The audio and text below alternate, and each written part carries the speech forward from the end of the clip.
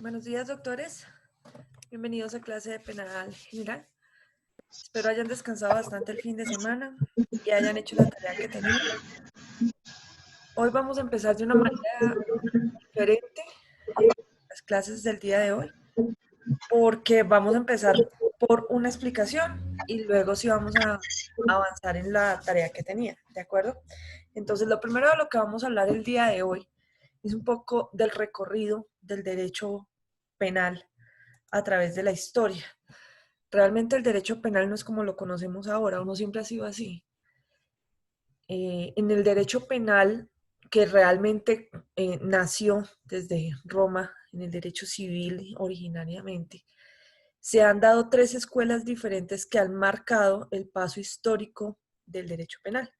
La primera es la escuela clásica, la segunda es la escuela positivista y la tercera es la llamada tercera escuela. Se las voy a escribir aquí en el tablerito. ¿Dónde está? Aquí. Entonces, está texto. Listo. Entonces, escuela clásica,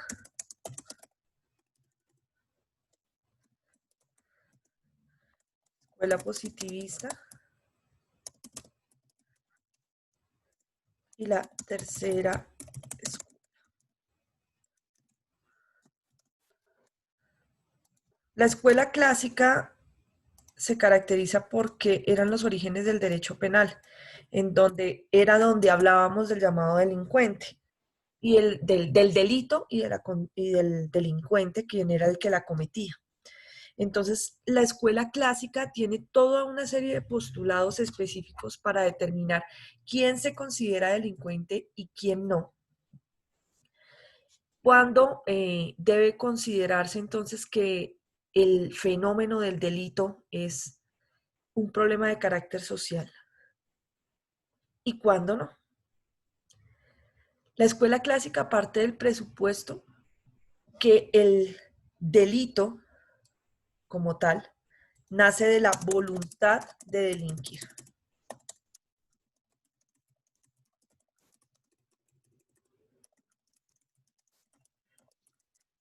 Es decir, que el delito es una decisión humana. Eso es lo que dice inicialmente la escuela clásica. La escuela positivista, por su parte, que es la que sigue eh, que es la segunda en evolución después de la escuela clásica, dice que realmente el delito es el resultado de una condición natural, genética. Es decir, usted nace siendo delincuente, no es una elección. La naturaleza lo dota a usted de las calidades para ser delincuente. No es una decisión de carácter humano, no es una decisión de carácter voluntario, mientras que la tercera escuela considera que el delito es tanto un fenómeno natural como una decisión humana.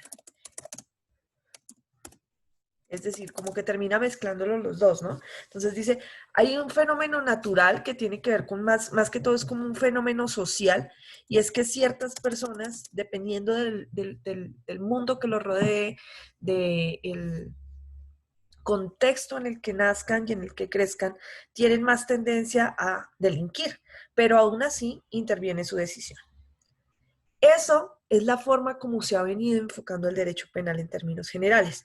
Obviamente la tercera escuela es la última del derecho penal, es la más reciente y es en la que se está desarrollando actualmente el mundo eh, bajo los presupuestos de que el delito en sí, primero, no es una situación netamente natural, como venía diciendo la escuela positivista, del cual hace parte el hombroso que ustedes tenían que averiguar.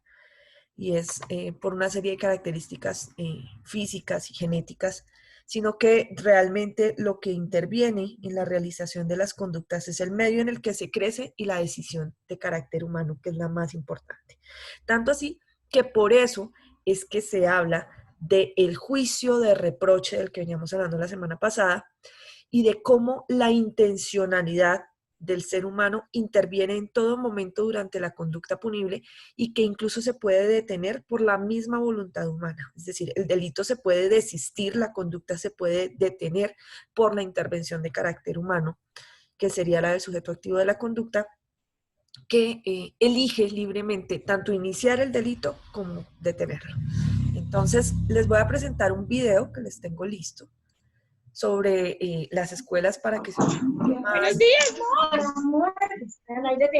para que sea un poco más didáctico el tema de las escuelas, porque no nos vamos a detener demasiado en eso. Realmente son puntos muy específicos los que vamos a tocar. Entonces les voy a compartir la pantalla y ustedes me dicen si la están viendo o no, si están escuchando bien antes de empezar el video. ¿Listo? Este video ya está compartido también en la plataforma de la universidad desde anoche. No se los envié porque lo subí muy tarde y me da pena molestarlos el fin de semana y en horas no debidas. Entonces, de todas maneras, al terminar la clase lo voy a enviar al grupo de WhatsApp e insisto, ya está publicado en la plataforma de la universidad. ¿Están viendo la pantalla, doctores?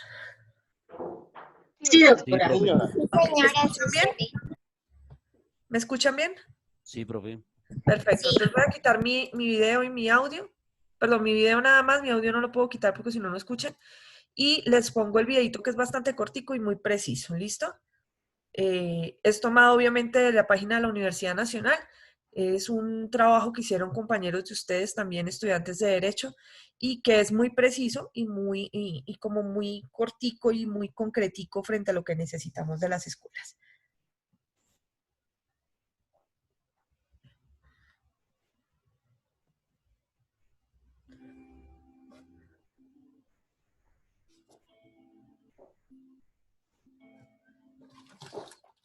Escuelas del Derecho Penal. El día de hoy vamos a hablar sobre la escuela clásica, la escuela positiva y la tercera escuela. Escuela clásica. Se dio a finales del siglo XVIII a principios del siglo XIX. El contexto histórico se da con las revoluciones liberales, una etapa de la historia donde uno de los valores primordiales era la libertad individual. De ahí se entiende la idea de que las personas, en ejercicio de su libertad, fijan las reglas que ellos mismos deben cumplir. Ahí nace la idea del contrato social. Entonces, los postulados principales de la escuela clásica son la idea del contrato social y la razonabilidad del individuo para tomar libremente sus propias decisiones. El individuo mismo se supone que se autorregula con esos mandatos y la conducta penal tiene una parte, tanto natural del individuo como contractual con la sociedad. Los principales autores de esta escuela son Kant y Hegel, en cuyos pensamientos se basaron los planteamientos de la escuela clásica. También están Romagnosi y Carmignani. La escuela positiva nace a mediados del siglo XIX. El contexto histórico en el que se da es con el gran auge de las ciencias naturales y su aplicación para la revolución industrial. Por su éxito, las ciencias naturales influyen con su método a las ciencias sociales. De ahí, teorías que buscan la exactitud de la sociedad, como la de Comte. Sus principales autores fueron Enrico Ferri y Cesare Lombroso. Tercera escuela. Se dio entre finales del siglo XIX y principios del siglo XX. En el momento se encontraban en pugna la escuela clásica y la escuela positiva, ante las cuales las escuelas eclécticas tercian con teorías alternativas. Entre estas surge la tercera escuela, que es una teoría combinada que toma elementos de ambas escuelas. Los principales autores de esta escuela fueron Otto von List, que fue su mayor representante. Otros autores fueron Carnevale, Impallonemi y Alimena.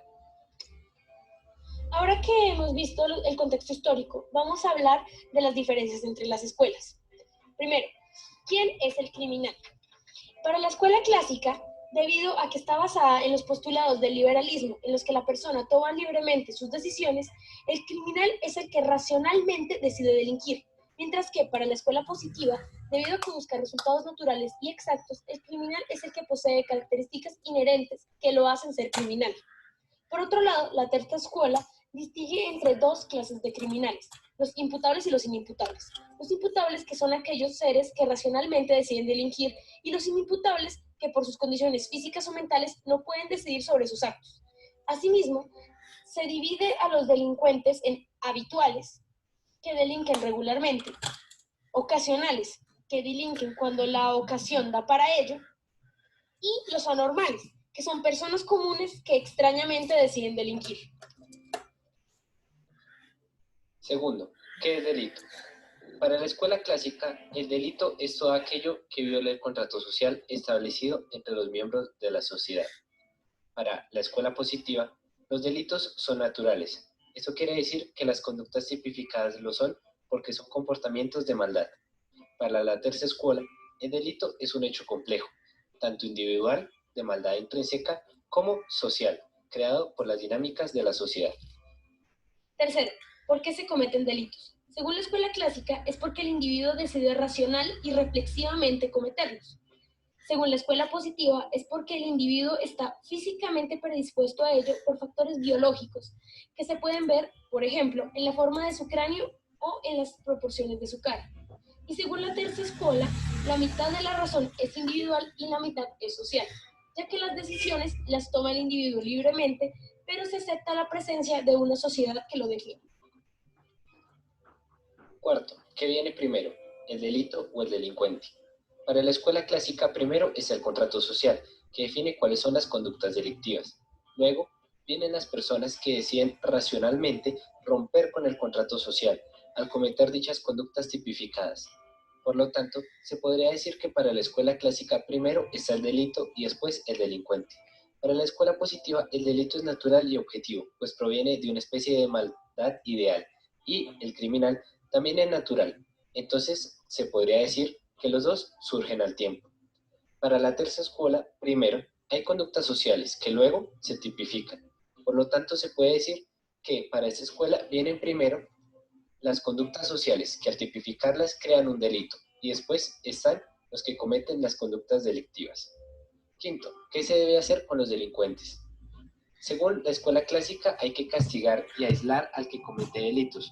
Según la escuela positiva, se debe intentar eliminar los factores que hacen al individuo ser un criminal. Según la tercera escuela, se deben aplicar penas para los imputables y medidas de seguridad para los inimputables. Sexto, ¿cuál es el objeto de la cárcel? Para la escuela clásica, la cárcel tiene tres objetivos. En primer lugar, castigar a la persona para retribuir el daño causado. En segundo lugar, aislar a la persona que rompe con el contrato social, debido a que representa un peligro para el orden social. Y por último, generar una coerción social para prevenir que los demás cometan delitos. Para la escuela positiva, la cárcel tiene dos fines. El primero es aislar al individuo criminal para destruir los factores que lo hacen criminal y así supuestamente resocializar. Y el segundo es prevenir que el sujeto que es patológicamente llevado a cometer delitos siga delinquiendo. Por último, para la tercera escuela, la cárcel tiene dos facetas. Una que busca generar coerción social a partir de castigos ejemplares y otra que lo que busca es proteger a la sociedad de los criminales. Las escuelas de derecho penal han cambiado mucho a lo largo de la historia y hoy en día existen muchas corrientes con diferentes planteamientos acerca de qué hace al criminal, cuál es el objeto de la pena y cómo deben ser tratados los delitos. Esperamos que el video haya sido de su agrado. Listo, doctores. ¿Alcanzaron a escuchar bien todo el video? Sí, doctora, perfecto. Listo, perfecto. Entonces vamos a comenzar ahora con una ronda de preguntas sobre lo que vieron en el video. Jamie Serrano, ¿me escuchas? Jamie. Jamie, ¿estás ahí? Sí, señora. Háblame fuerte, mujer, que no te escucho. Jamie. ¿Me escucha? Mujer, habla fuerte porque no te oímos.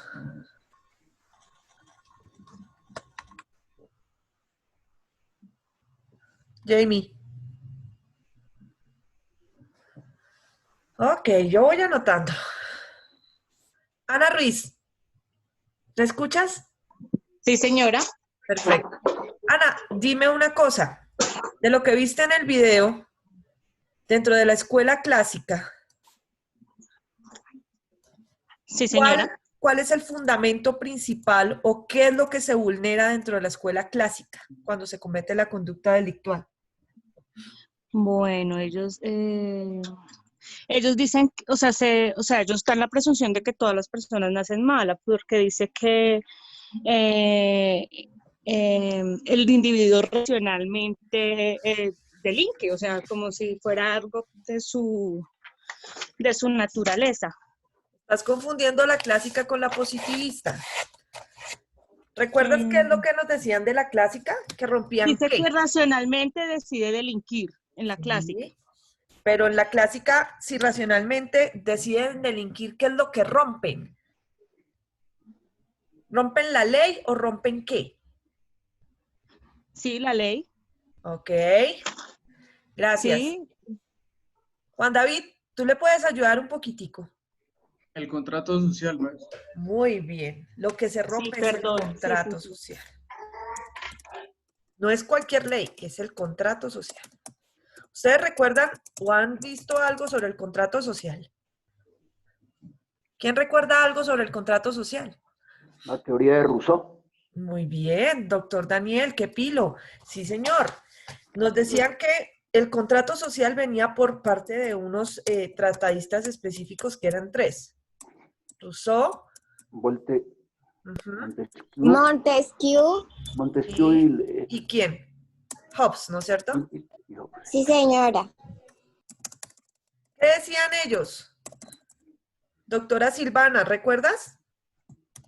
Silvana Ursola. No recuerdo muy bien. No recuerdas muy bien. Ok. ¿Alguien recuerda algo sobre el contrato social? ¿Qué era lo que decían del contrato social? El hombre nace bueno y la sociedad lo corrompe. Sí. El hombre nace bueno y la sociedad lo corrompe, decía Rousseau. Nace bueno y la sociedad lo corrompe. ¿Será que sí? Él decía Ahí algo está la sobre- discusión. María Real, ¿te recuerdas algo de eso? Creo que él decía algo sobre la igualdad. Es que no lo recuerdo muy bien, pero sí es algo sobre la igualdad entre seres humanos. Ok, igualdad.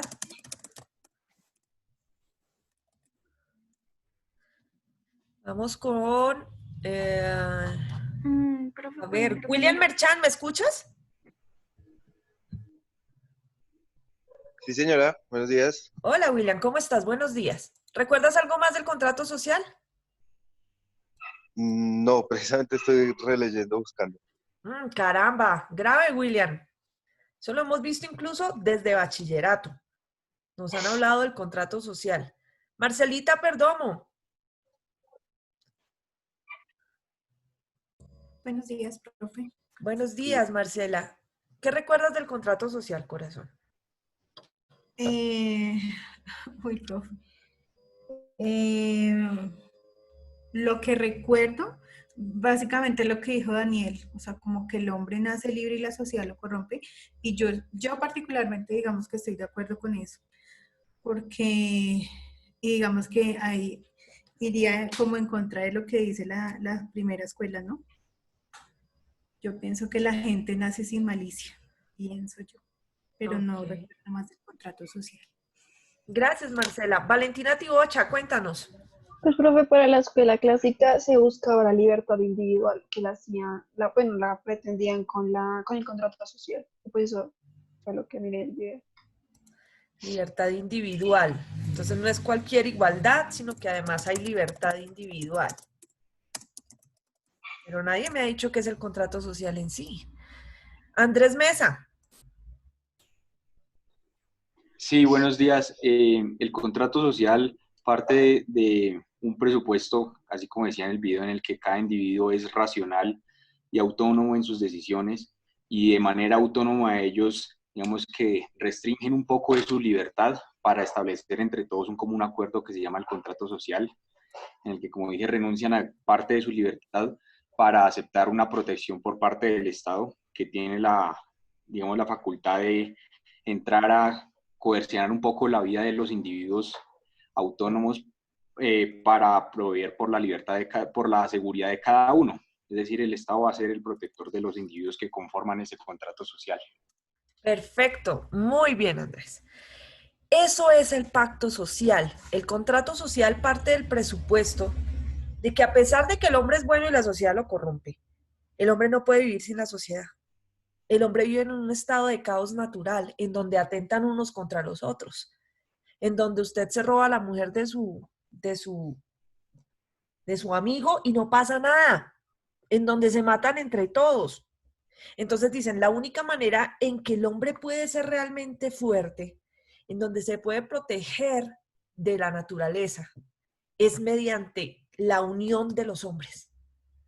Entonces, ¿qué hacen? Hacen un acuerdo común, hacen un pacto social en donde, como nos decía Andrés ahorita, deciden ceder libertades individuales en pro del bien social. Entonces, ¿qué obtiene el hombre al ceder su libertad individual? La libertad de andar en peloto cuando quiera, la libertad de no tener reglas en el mundo natural. Él cede todos esos derechos en pro de obtener la protección del Estado. Pues la protección de la sociedad. Entonces, ¿qué pasa? Si tú estás en este pacto y haces parte de esta sociedad, debes obedecer las reglas de la sociedad. De manera que cuando tú decides voluntariamente delinquir, rompes ese pacto que hicimos, rompes las reglas de la sociedad y por eso deberá ser castigado. Ese es el presupuesto básico de la escuela clásica. ¿Hasta ahí alguna duda? Listo. ¿Quién recuerda quiénes eran los principales exponentes de la escuela clásica? Según el video. Kant y Hegel. ¿Quién? Kant y Hegel. No, sí. Kant y Hegel. Kant y Hegel. Hegel. Listo, perfecto. Y Romano, sí. No, Romano sí todavía no entra por ahí. Listo. Eso es en sí la escuela clásica. La escuela clásica parte del presupuesto de, si tú vulneras el contrato, te voy a castigar. Hay una consecuencia lógica. Pero ese castigo, ¿en qué consiste? En que como tú no sabes vivir en sociedad porque rompes el pacto social, te vamos a aislar. Entonces, la pena tiene un fin castigador y hay que aislar al delincuente. O sea, lo apartan de la sociedad en una cárcel para que aprenda a portarse bien. Y solamente si vemos que él se porta bien, lo volvemos a ingresar a la sociedad. Estamos hablando del siglo XVII. ¿Le suena? ¿Será que actualmente en Colombia estamos haciendo justamente lo que la escuela clásica decía? Sí. A mi juicio, ¿Estamos sí. apartando a los delincuentes? A mi juicio, sí. ¿Consideramos que deben ser castigados y que entonces ellos deben ser aislados? ¿Porque no se saben portar bien? ¿Que recapaciten allá con todos los que están juntados, que son malos como ellos? No estoy de acuerdo. Sí, señora. ¿Qué dices, emperatriz? Que no estoy de acuerdo que desde siempre el hecho de que un delincuente, pues sí, que una persona delinca, se debe buscar es un plan como de rehabilitación, de reinserción a la sociedad y no aislarlo de esa manera para que, además de todo, llegue a una escuela que le enseña a hacer cosas peores de las que estaba acostumbrado a hacer. Entonces debe ser un plan regenerador y no un plan como de aislar, aniquilar y no tratar de rehabilitar. Ok, pero eso es lo que nosotros creemos ahora. Pero estamos hablando de la escuela clásica. En la escuela clásica, la única manera de restablecer el orden social es aislando al delincuente. Es la única manera, porque es que este tipo se nos está volviendo un problema. Este tipo no sabe respetar las reglas, entonces hay que castigarlo y encerrarlo para que se quede por allá lejos mientras la sociedad sigue su curso. Eso es la escuela clásica. En la escuela positivista hablábamos que se habla del delito como resultado de una condición natural genética, es decir, la gente nace con esa idea de ser delincuente, hay predisposición natural a delinquir.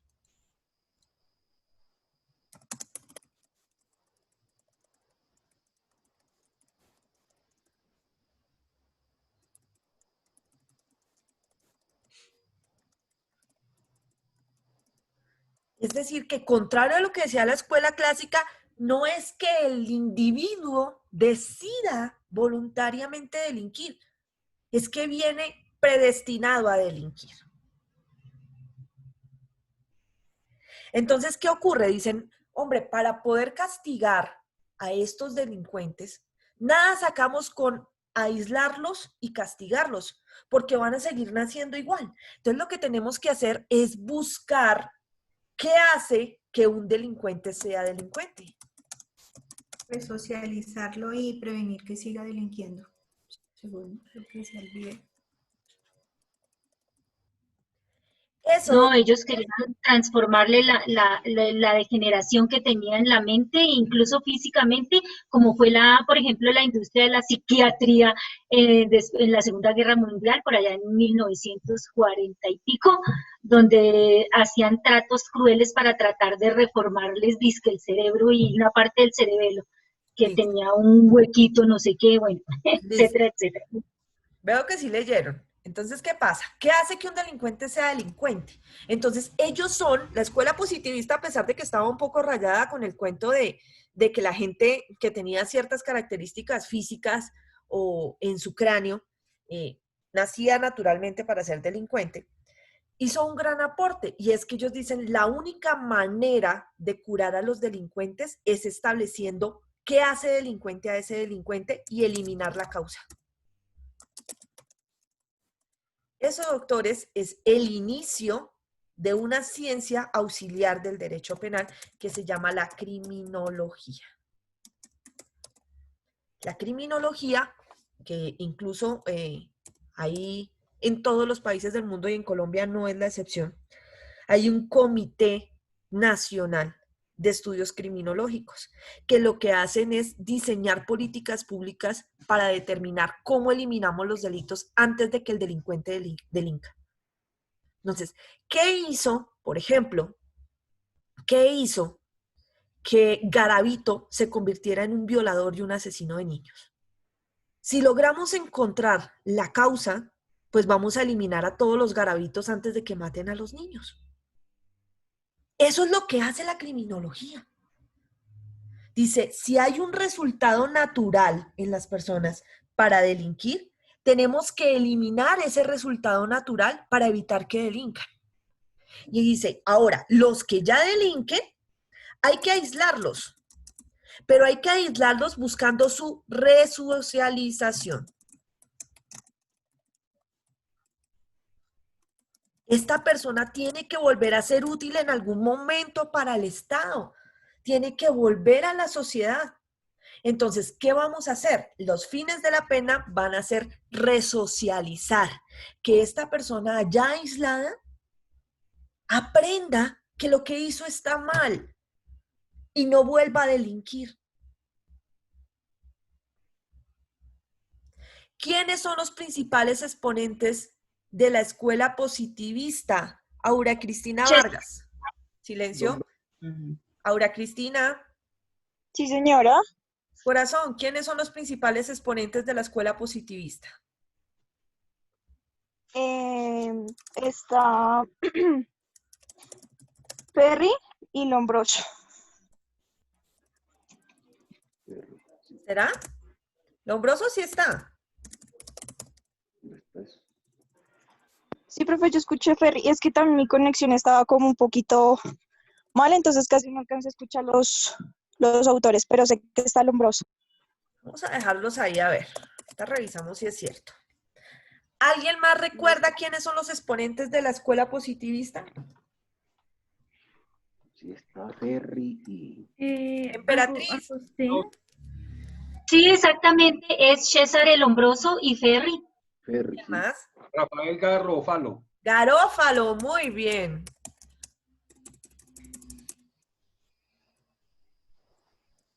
Garófalo. Listo. Estamos hablando de los siglos XVII, XVIII, de la era moderna, por decirlo así. Recuerden que aquí ya está el impacto de la Revolución Industrial. En la escuela clásica estábamos bajo el impacto de la Revolución Francesa. Ya en la escuela positivista estamos hablando de Revolución Industrial. Y después de la Revolución Industrial viene la última escuela, que es la tercera escuela. Ojo, hay más escuelas, pero vamos a concentrarnos en esas tres por el momento. Ahora sí, doctores queridos, ¿quién averiguó sobre nuestro amigo Lombroso? Vamos con Sebastián Zapata.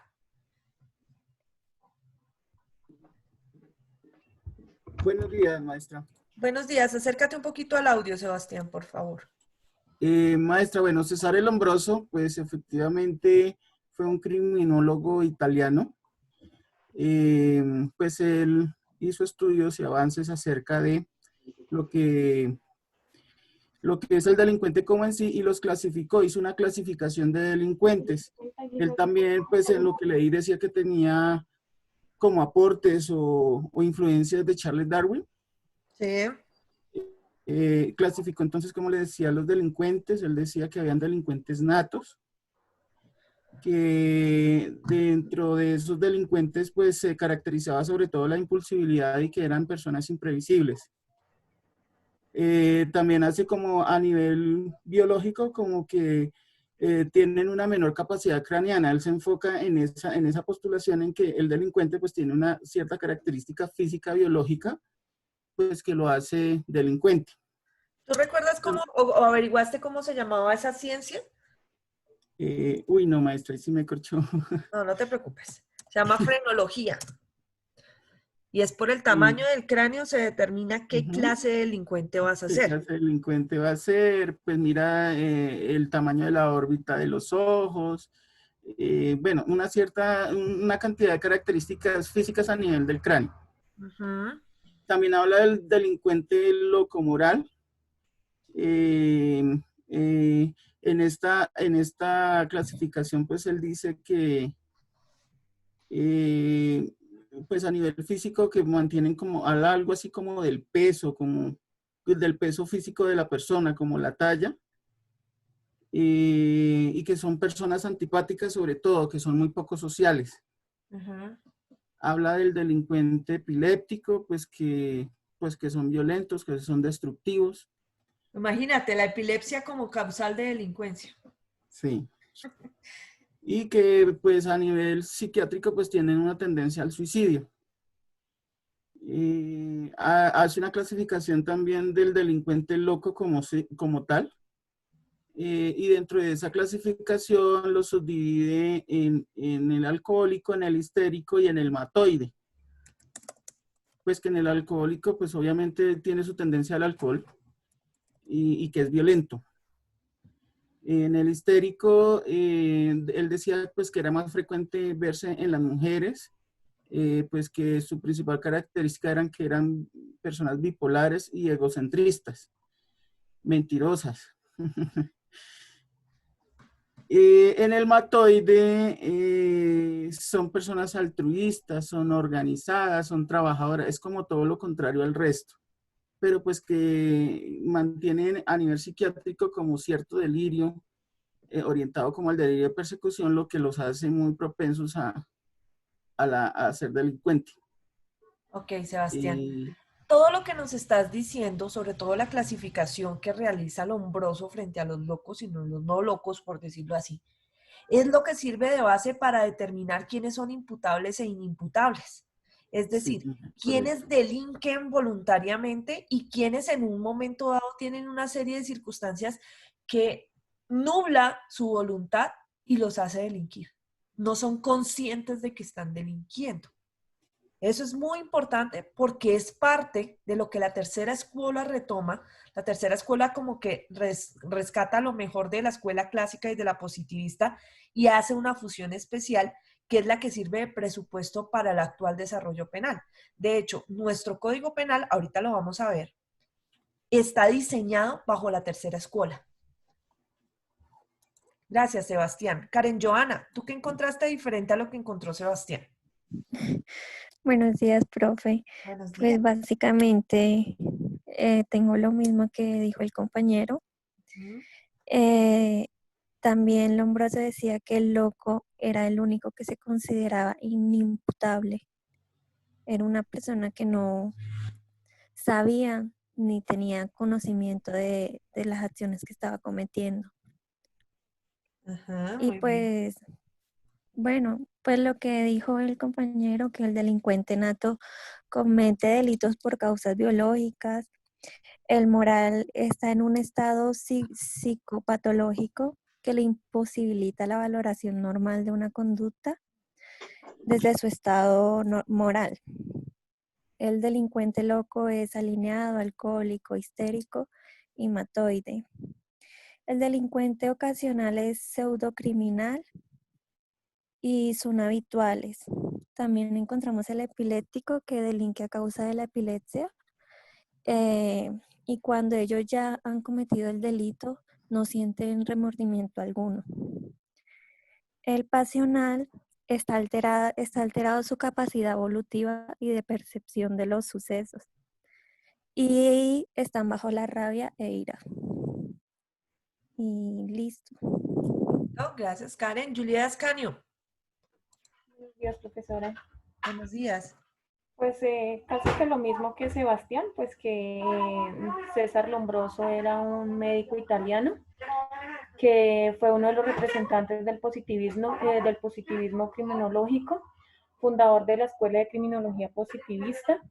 Lombroso pretendía identificar al criminal de una forma eficiente y científica mediante la medición de la antropometría, que lo que usted decía era la medición de los rasgos del rostro.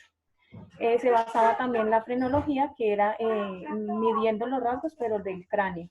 Él pretendía encontrar los rasgos distintivos de los criminales, creía que determinados tipos de rasgos correspondían a determinados tipos de criminales. Detallaba los rasgos de los criminales que se encontraban en prisión para poder hacer todo el estudio que hacía.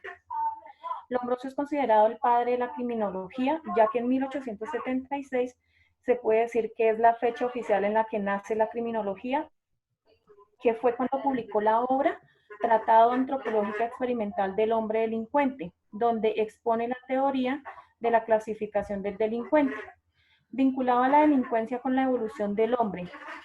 Encontré que llegó a decir que los criminales eran el eslabón perdido, que eran un ser que estaban en un punto intermedio entre el simio y el hombre. Él pretendía encontrar rasgos distintivos de los criminales y creía que, lo mismo, que determinados rasgos para determinados criminales. Y encontré que sus teorías son 6. El criminal nato, pues que Sebastián ya habló más o menos de eso. El criminal nato, el delincuente loco moral, el delincuente epiléptico, el delincuente loco, que lo clasificaban delincuente demente, y delincuente loco, que a la vez lo subdividían delincuente alcohólico, histérico y matoide. Delincuentes pasionales y delincuentes ocasionales, que los dividía también en pseudocriminales, criminaloides y profesionales o habituales. Los últimos eran como los menos peligrosos. Y pues ya Sebastián dijo como que el criminal nato que presentaba los signos de inferioridad orgánica y más o menos qué signos presentaban cada uno. Muy bien, Juliet. Ojo, noten cómo nosotros llevamos mucho, aunque nos parece chistoso todo lo que dice Lombroso, llevamos mucho de Lombroso. Nosotros tenemos siempre esa cualidad lombrosiana metida en el cuerpo de pensar que el delincuente se ve de X o Y manera. Entonces, si tiene la cara cortada, uy, ese tipo es peligroso, debe ser un delincuente, y usted se cambia de andén. La idea de creer que los habitantes de calle son delincuentes, por la forma como se visten, por la forma como huelen, por la forma que se ven. Eso es muy de Lombroso y uno lo tiene adentro. Uno tiene eso ahí, usted se sube a un bus cuando nos podíamos subir a un bus, y usted siempre buscaba dónde hacerse y se hacía donde la persona que se veía menos peligrosa. Es decir, siempre estamos nosotros juzgando a las personas por la manera en que se ven. Lo que pasa es que con la evolución del derecho penal también evolucionan los delincuentes. Y entonces nos damos cuenta que no necesariamente el que se ve de X o Y manera que uno dice, uy, tiene una pinta de gamín, pues de ñero terrible, es el que delinque. Sino que también hay gente muy bonita, muy bien presentada, que delinque. Como los políticos. Ah, yo no digo quiénes, yo solo digo gente bonita. Hay muchos políticos que no son tan bonitos, pero gente que uno no pensaría al primerazo cuando los ve que son delincuentes. Es más, nosotros tenemos muchos casos en donde tenemos sacerdotes de la Iglesia Católica, pastores de diferentes iglesias, que son estafadores y se valen de su condición específica y de que todo el mundo los ve con el bracito partido ahí con su nadadito de perro para robar a la gente. Y la gente no desconfía de ellos, sino que desconfían siempre al caricortado. Por ahí decía mi papá, hace algún tiempo decía, es que al caricortado no hay que tenerle miedo, hay que tenerle miedo al que le cortó la cara. Nosotros siempre llevábamos un poquito del hombroso en nosotros. Lo que pasa es que no sabíamos qué era el hombroso. Entonces, de ahora en adelante, cada vez que usted se guíe por esa idea lombrosiana, de andarse apartando de la gente que se ve de X o Y manera, tenga en cuenta que usted está atrasado 3 siglos en la evolución del derecho. ¿Listo? Dana Michelle, ¿qué encontraste vos? Vale, profe, pues bueno, como ya dijeron mis compañeros, Lombroso era médico forense y criminólogo, ¿sí? Él centraba casi toda su teoría en la biología y en, digamos, distinguir biológicamente cómo lucía un criminal, a diferencia, decía él, de los normales, entre comillas, ¿sí? También algo que él se basaba era, como ya dijeron, en la locura moral, la epilepsia, pero otros factores que él usaba, de tipo como otros factores antropológicos, él también decía que era el uso de los tatuajes. Entonces, cada vez sí también se distinguía un criminal. ¿Nos parece similar? ¿Será que todavía en esta época nosotros creemos que las personas que tienen tatuajes, claro que en la época de Garófalo no habían expansiones, o que tienen piercing o lo que sea, son delincuentes, que se ven peligrosos? Sí, muchas personas. Es más, o sea, hay abuelitas y mamás que le dicen a uno, pero ¿cómo se va a hacer un tatuaje? ¿Cómo va a conseguir puesto con eso? Tápese ese tatuaje, qué pena. Yo creo que eso sería muy, que categorizamos eso muy subjetivo. No creo que eso tenga nada que ver si es o no criminal. Exacto, pero mira de dónde viene la idea. Mira de dónde viene la idea y cómo eso influye en el derecho penal. Es más, si ustedes ven las caricaturas, siempre a los llamados delincuentes de las caricaturas, los hacen de cierta manera en que parezcan peligrosos. La forma como hablan, la forma como se visten, como miran. Son cosas muy físicas. O sea que realmente no es que el hombroso estuviera deschavetado, es que todos tenemos un poquito de eso. Listo, Dana Michelle, gracias. Omaira. Profe, no acabo. Ay, perdóname, corazón, qué pena contigo. Continúa. También otra cosa que decían era que de acuerdo a cómo los categorizaran, se tenía medidas de seguridad respecto a, como ya decías, si se consideraba imputable su conducta y que o en ocasiones se decía que había ausencia de delito de acuerdo a su fisiología.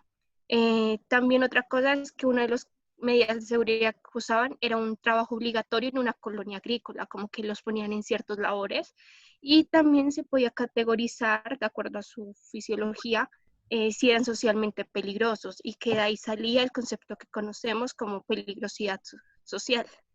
Bueno, también otro punto es que ellos intentaban distinguir la ciencia policial, decía que buscaban distinguir a los criminales inmediatamente después de que eran arrestados. Entonces, como que le hacían las medidas antropométricas para identificar si eran criminales, también las huellas digitales. Después fue avanzando y se empezaron ya a mirar como las fotografías policiales y ahora pues con el ADN también. Algo que también se enfocó mucho Lombroso fue con los manicomios, porque él decía que el crimen siempre estaba arraigado o iba de la mano con la locura. Y él tuvo varias polémicas que decían, bueno, ¿cómo van a identificar a un delincuente por su cara? Y pues obviamente, o sea, como que todos tenemos una parte del sí, porque bastantes veces nosotros juzgamos por la apariencia, pero eso no tendría, como que no debería ser un fundamento, porque no necesariamente como luzca alguien es esa persona. Quizás puede ser que los criminales también sea por el entorno en donde crecen, pero no necesariamente es que nacen siendo ya peligrosos. Y eso es, profe. Listo, gracias. Omaira Sánchez. Buenos días, profe. Bueno, creo que algo que no han dicho mis compañeros es que él mencionaba también como factores criminógenos el clima, la ortografía, el grado de civilización, la densidad de población, la alimentación, el alcoholismo, la instrucción, hasta la religión, porque pues eso también afecta en muchos factores que tenemos como un estereotipo de que son cristianos, que roban los pastores y bueno, en fin. También decía que el crimen nato en este se clasificaba como menor capacidad craneal, también gran capacidad orbitaria, también se clasificaba delincuente locomoral, son sujetos en el peso de igual o mayor a lo normal, son sujetos de en su ¿qué? Ay, se me fue la palabra, siento propio. Se rehusó a utilizar un tatuaje ya que son astutos y saben que es una implicación criminal.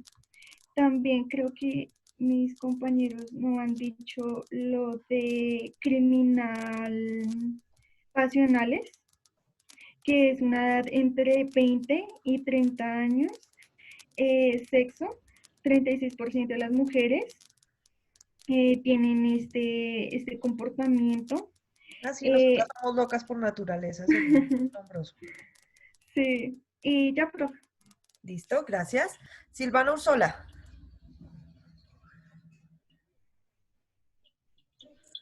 Buenos días.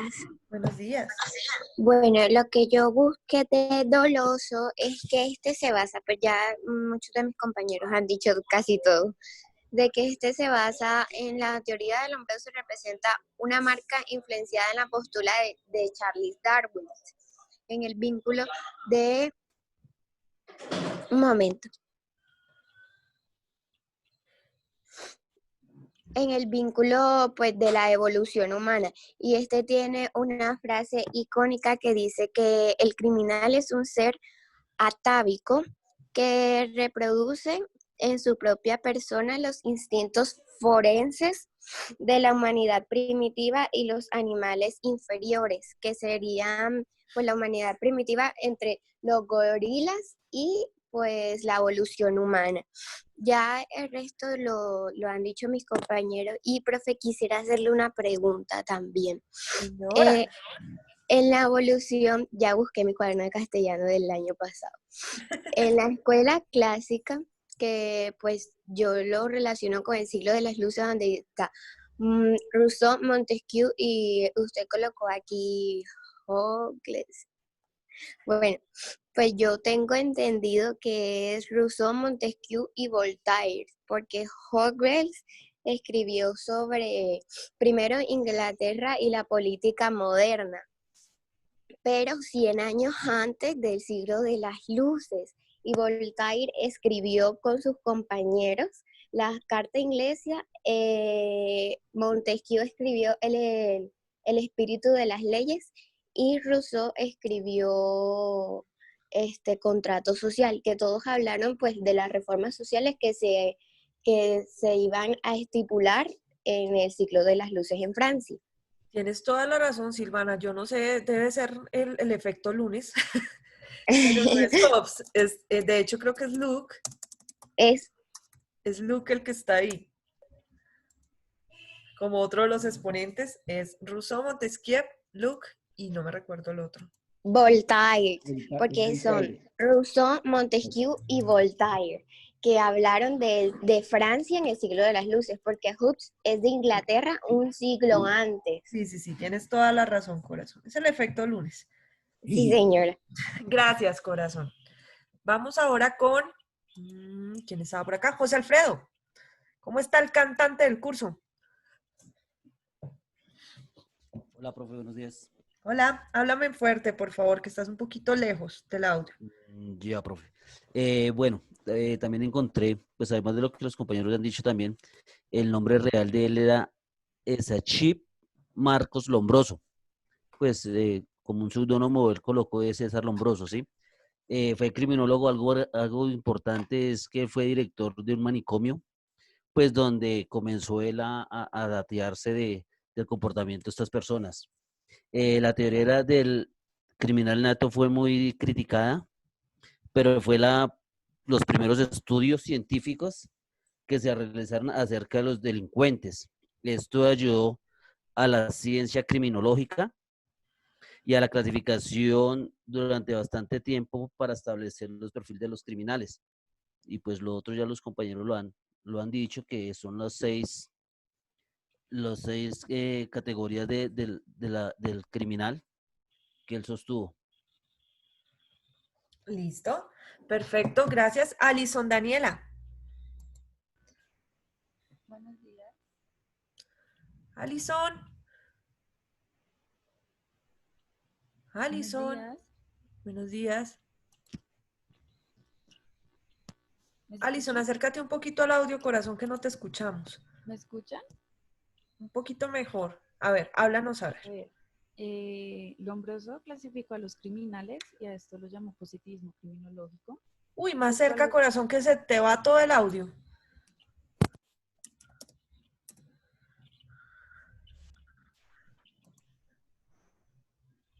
A ver.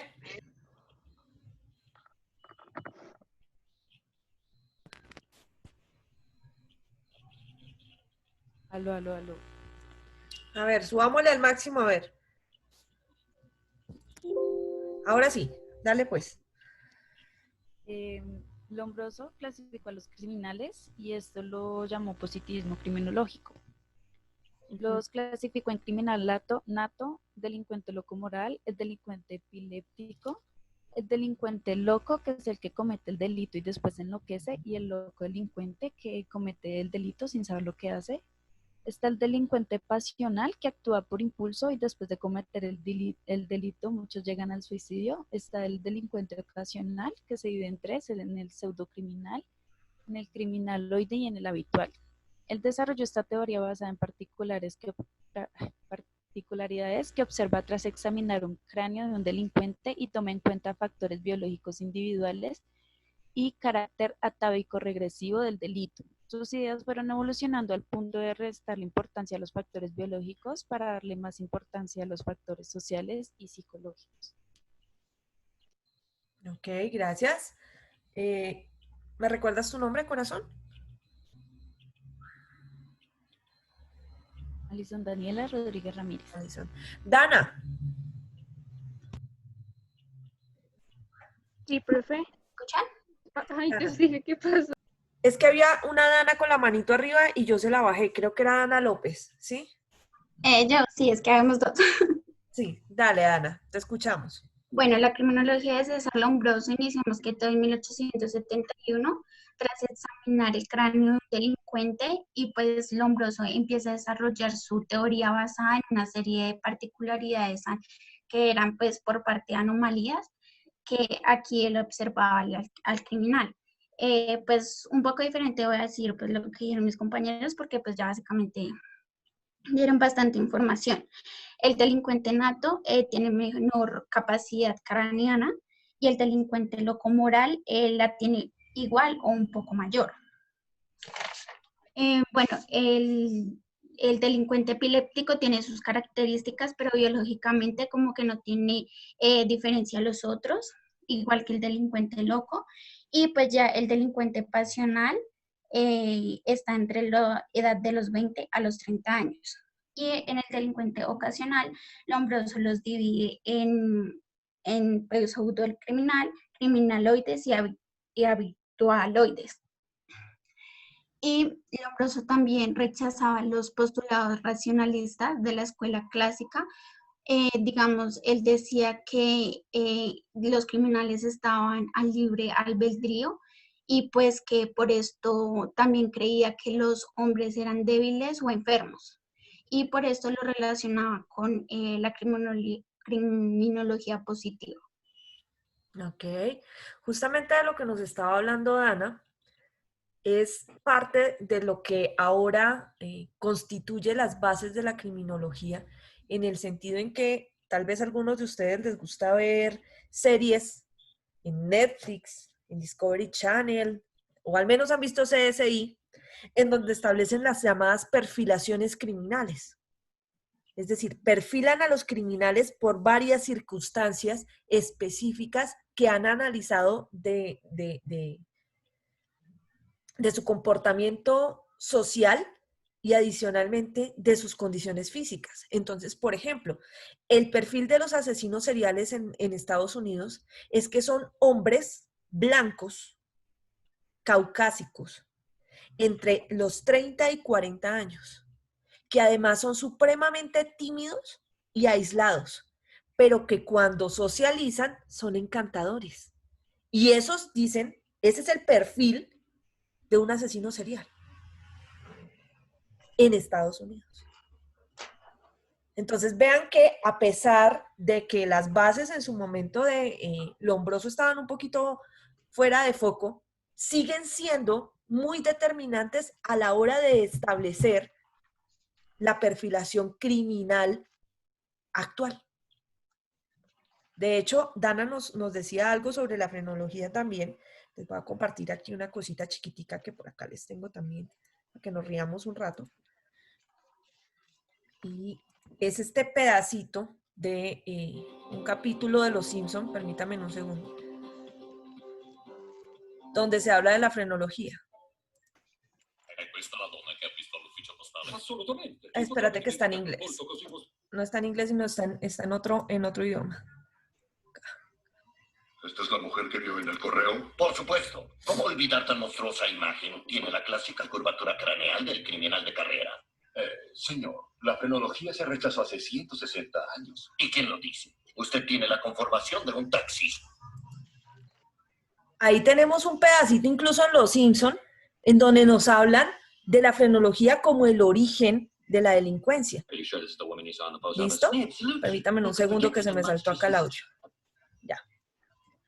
Entonces, yo soy, a medida que vayamos avanzando mucho en el derecho penal durante la clase, vamos a ver muchas cosas de Los Simpson, porque no es porque además me encante, sino porque realmente ahí hay mucho que nos puede servir y se hace muchos contextos sobre el derecho penal desde ese punto de vista específico. Marcela Perdomo. Sí, profe. Bueno, digamos que a raíz ya de todo lo que dijeron los compañeros acerca de lo que opinaba Lombroso, me pareció algo muy interesante acerca de la teoría científica. Él decía que existía una continuidad del delito que iba desde las plantas hasta el hombre, pasando por los pueblos salvajes, que en muchos o en cuyos grupos estos delitos eran perfectamente normales y hasta celebrados o reconocidos. Dice que de la misma forma sucedía con los niños o en los niños, donde como en los animales y los salvajes había una multitud de actos que serían criminales en los adultos, pero que en ellos eran normales. En los niños se forma la conciencia moral, sobre todo por la fuerza del ejemplo y la madurez de los órganos. De fallar ambos, se produce el estado de infancia moral prolongada de los delincuentes natos o de los locos morales. Y también, pues, de acuerdo digamos, a esa clasificación que ya pues la mayoría de mis compañeros indicaron, de esa clasificación de los delincuentes, él añadía que un buen número de factores de la etimología del delito, como podían ser como el clima y los agentes ambientales, la herencia relacionada con el alcoholismo, enfermedades mentales, la epilepsia, la prostitución, que a su juicio se evidenciaba en las familias de delincuentes. Y también, para fundamentar sus opiniones, insistía en la presencia de determinados caracteres antropológicos físicos degenerativos o atávicos presentes en los criminales natos, ya evidentes desde la niñez, tales como las orejas en asa, la frente pequeña, mandíbula grande, pómulos salientes, formas craneales anormales, asimetría facial y en especial la fosita occipital, que eso lo encontró estudiando un famoso delincuente, que según él fue lo que sirvió para... Te estás entrecortando, corazón. Ay, profesor, que no me escucharon nada. No, sí, solo el final, corazón. Que estudió a un importante delincuente que según él... Dice que, o sea, que lo de la característica de la asimetría facial lo encontró estudiando un famoso delincuente y que según él le sirvió para detectar el tipo criminal. Listo, muchas gracias. Fray Maecha. Buenos días, profesora. Hola, buenos días. Bueno, don Lombroso prácticamente incurría a veces en razonamientos xenofóbicos, ¿no? Era muy criticado también por eso, porque prácticamente para él, si eras feo, pobre y de mala familia, pues ibas a ser un criminal. Él también clasificó ciertas razas, digamos como los gitanos, y él decía que los gitanos eran un ejemplo de eso, de que eran gente que era desordenada, tenía esas facciones y siempre eran ladrones, prostitutas y engañaban a la gente. Entonces prácticamente en su país también le cuestionaban de que su xenofobia pues cuestionaba casi a todos los extranjeros porque entraban como en ese perfil también de que si eres extranjero de ciertas zonas de África, no se hablaba mucho de Latinoamérica, pero prácticamente hablaban de que todos los extranjeros que venían de pobres y mal educados terminaban siendo delincuentes porque el mismo ambiente en que tenían que convivir los llevaba a eso, a que no tenían oportunidades, no tenían formas de salir o de mejorar en la sociedad, entonces al final iban a terminar siendo delincuentes como tal. Entonces era como un aporte ahí a lo que ya han dicho los compañeros. Gracias, Fray. Andrés Meléndez.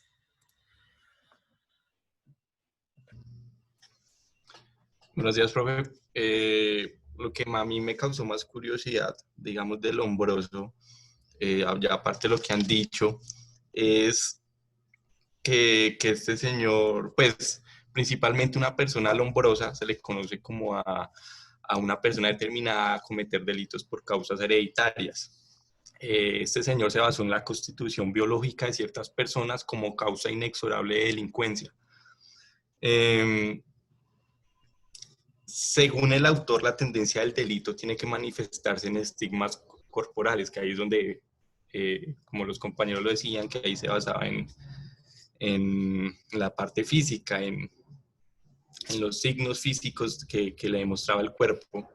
Llegó a asociar también estas características atávicas de un proceso evolutivo incompleto al desarrollamiento de actitudes impulsivas, amorales, presididas por la crueldad, debido a que no tenían la carencia de sentido moral y también eso les afectaba a tener la capacidad para el remordimiento. Pero lo que más me causó, me dejó así como la parte que afirma de que existe una etiología del delito, que acepta que la criminalidad de los padres se podía transmitir por herencia. Creo que es otra cosa que faltaba como... Muchísimas gracias. Daniela Salas. Hola, profe, buenos días. Hola, Daniela. Qué pena. Para complementar un poquito, cambiándome un poquito de tema, en lo de la escuela clásica me parece que falta alguien importante que es Bentham. No sé si para complementar. Benton fue muy importante pues para lo que a mí me respecta porque pues él aquí ya entra con lo del tema de lo del tema de las cárceles, eh, generando como la primera idea de cárceles, lo del panóptico. eh, una de las primeras como formas para vigilar a las personas que cometían alguna conducta delictiva y por consiguiente debían estar como vigiladas de cierta manera. De hecho, aquí en Bogotá, una Tenemos de uno, las ¿no? primeras, Bonito. Tenemos un sí, hermoso aquí, panóptico. sí, aquí en Bogotá tenemos el Museo Nacional, no sé si alguno de ustedes lo conozcan. Es un ejemplo de panóptico, antes era una cárcel y Y antes fue un manicomio. sí, señora. Y pues me parecía muy importante esa parte en cuanto a lo clásico.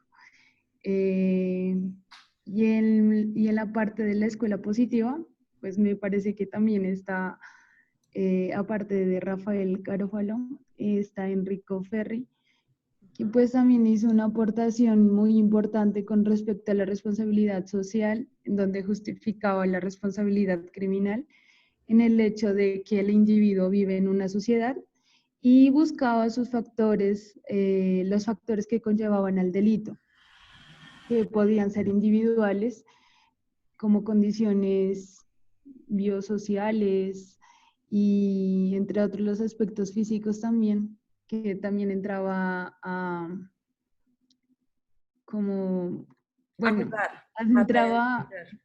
sí señora, el caso del clima, las condiciones sociales, factores meteorológicos, y pues como decían también mis compañeros, los casos de la familia, sobre todo la parte de la genética y todo esto. Ustedes sabían que frente a lo que nos decía, lo que nos estaba contando Daniela precisamente, hay una relación proporcional o directamente proporcional entre los delitos sexuales y el clima. Es decir, entre más calor haga, como la gente usa menos ropa, los hombres se excitan más fácilmente al ver el cuerpo de las mujeres. Y entonces se cree que en lugares más cálidos existe más tendencia a realizar conductas de carácter sexual. Sí, profe, ¿puedo decir algo? Es que, Marcelita, dime. profe, qué pena, es que recordé algo que me sucedió en el colegio hace varios años. Ay, no me digas que justo de lo que estamos hablando.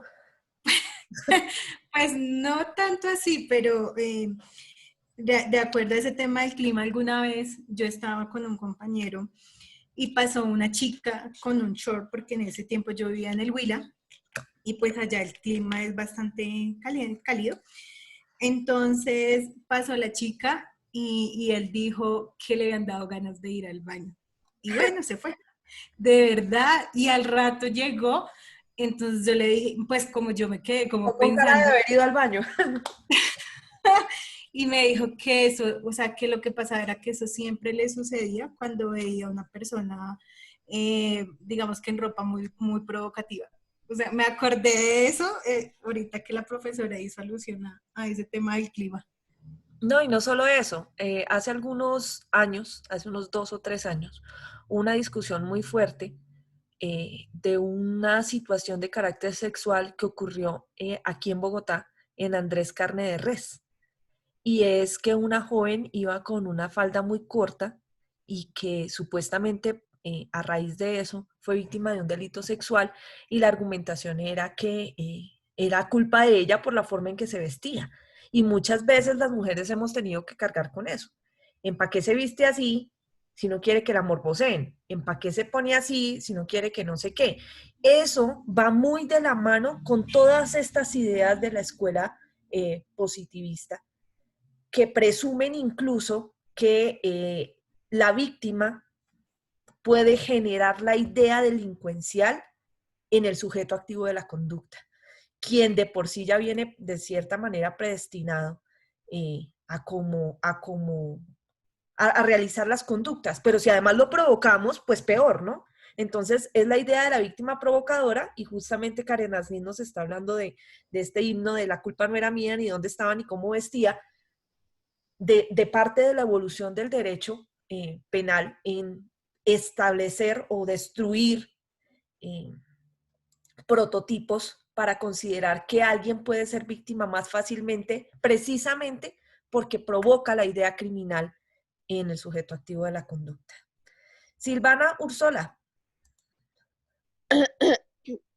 Profesora, hablando sobre, pues, Lombroso, un caso actual podría ser la condena y redención del caso de Cynthia Brown, que era una chica de 16 años que condenaron en Estados Unidos por cadena perpetua por ser negra y ser, entre comillas, prostituta, ya que ésta se había criado en una familia de conflictos. ¿Ya? Entonces, en Estados Unidos ella mató a un cliente blanco que la quería matar primero a ella, pero los jueces tuvieron prejuicios porque pues ella era una muchacha negra, pobre y era de más adoptada. Entonces, pues pueden verlas, está en Netflix. Yo creo que es algo que se relaciona con lo que estamos viendo y pues habla de algo actual, que en la sociedad que vivimos en el siglo XXI aún se ven prejuicios sociales. Ya. Eso es muy cierto. Cuando puedan, doctores, véanse una película clásica, muy clásica, que está basada en un libro que se llama Cómo matar a un ruiseñor. Ahí vemos mucho la inferencia de condiciones raciales y sociales sobre la determinación de los delitos. Cuando puedan, lean esa. Vean o lean vean la película o lean el libro que se llama Cómo matar a un ruiseñor. Es un clásico de todos los tiempos. Y adicionalmente, les voy a colocar una tarea para que lean, esto va a salir en el parcial final, para que lean un libro de César Beccaria, que se llama De los delitos y las penas. Espérenme a ver si la puedo colocar aquí. Profe, dime. Una pregunta. Cuando, digamos, tú haces alusión a lo que sucedió con la chica en Andrés Carne de Res, digamos que este tipo de situaciones, no sé si lo que vaya a decir suene machista o bueno, no sé, o feminista, no sé. Pero digamos que esa clase de situaciones se presenta generalmente es de los hombres hacia las mujeres. O sea, yo nunca he escuchado, digamos, o no sé, de pronto con la experiencia de la profesora en el tema penal, de pronto sí, pero yo nunca he escuchado hasta el momento que haya sucedido eso de parte de una mujer hacia un hombre. ¿sí? Ah, no, pues que los morboseamos por la forma en que se vistan, no sé. Pues no, profe, digamos que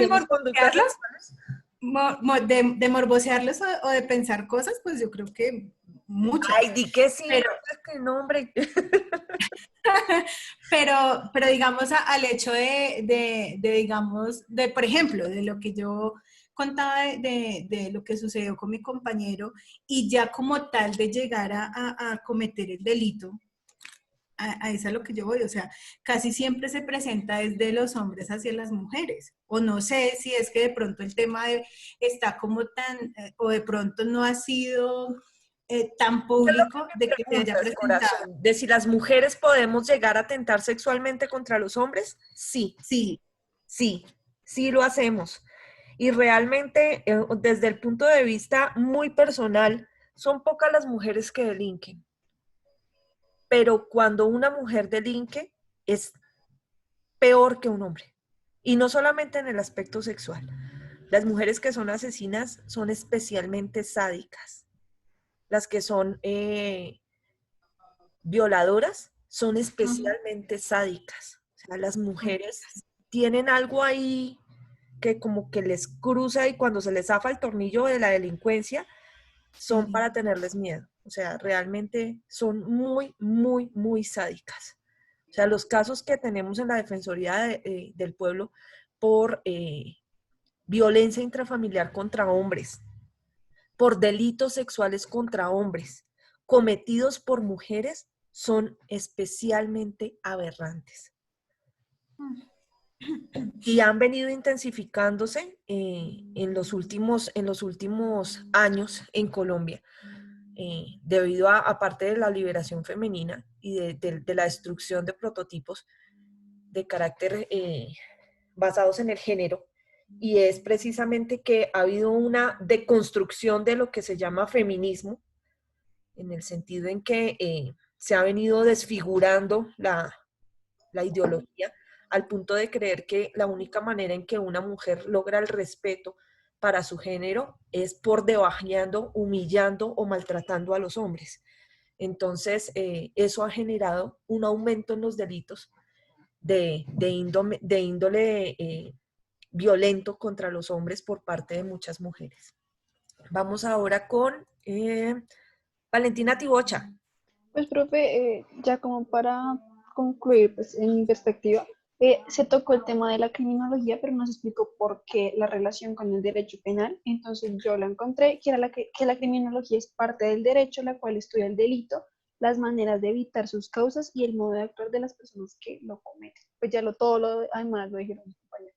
Gracias. Sí, la criminología lo que busca precisamente es establecer las causas del delito para evitar, eso se llaman diseños de política criminal. Entonces el Estado no solamente busca penalizar las conductas, sino eliminar los factores que pueden desencadenar el delito.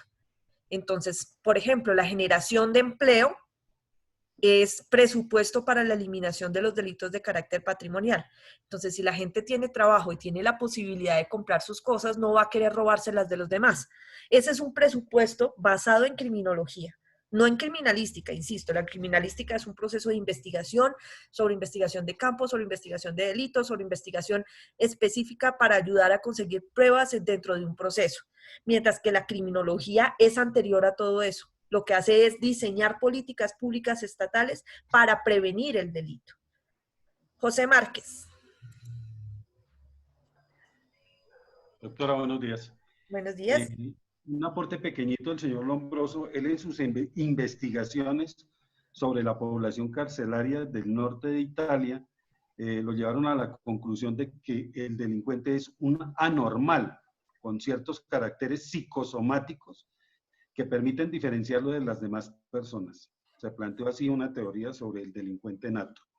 Y en cuanto a lo que comentan ustedes, por lo menos de las muchachas con sus minifaldas y sus escotes, pues los hombres, o sea, yo hago ese aporte pequeñito, con una camiseta de Millonarios, de Santa Fe, de la América, también lo buscan para matar.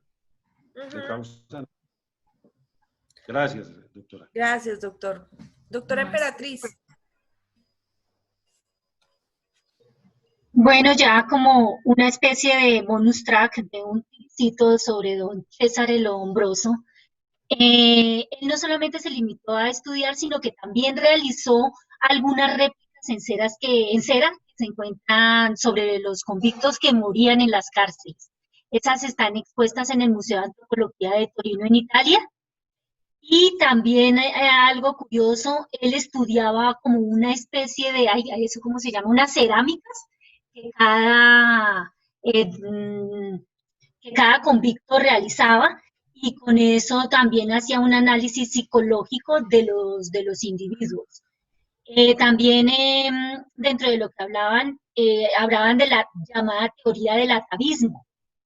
Ese atavismo, como siempre yo analizando la parte etimológica de las palabras, atavismo proviene del latín que quiere decir abuelo. Entonces era lo ancestral de las personas, ese gen ancestral que según él los hacía predispuestos a delinquir. Eso nomás, creo. Listo, gracias. Listo, doctores, creo que con eso hemos ahondado suficiente en la escuela positivista. Vamos a ahora, se me movió este cuadrito de acá, ahondar en la tercera escuela. Recuerden que la tercera escuela es una fusión de lo mejor de la escuela clásica junto con la escuela positivista.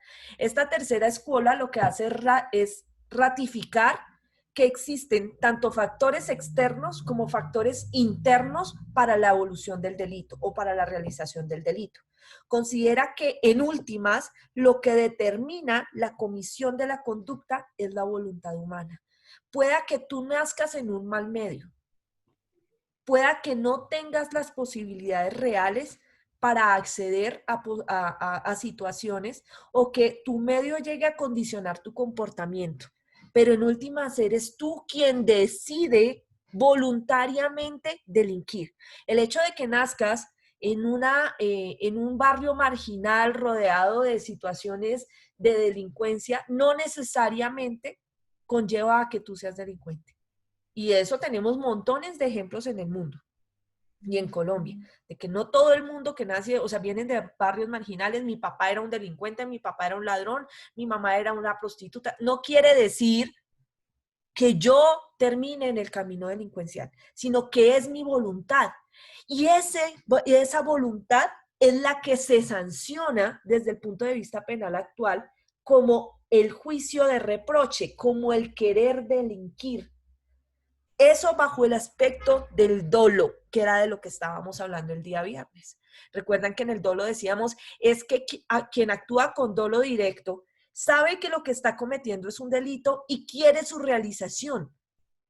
Él voluntariamente, él pone su intencionalidad en delinquir.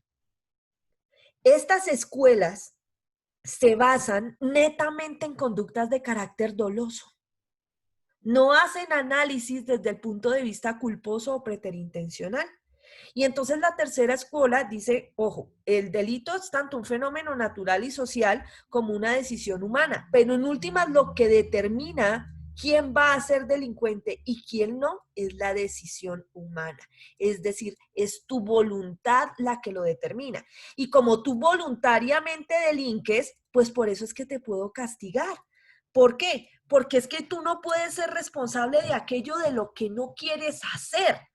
Eso hace la tercera escuela. Entonces, ¿qué hacen ellos? Parten de que efectivamente hay que sancionar al delincuente, pero que esa sanción tiene que buscar una resocialización. Y entonces dice, ojo, ¿y qué vamos a hacer con el tema de los imputables y los inimputables? ¿Por qué?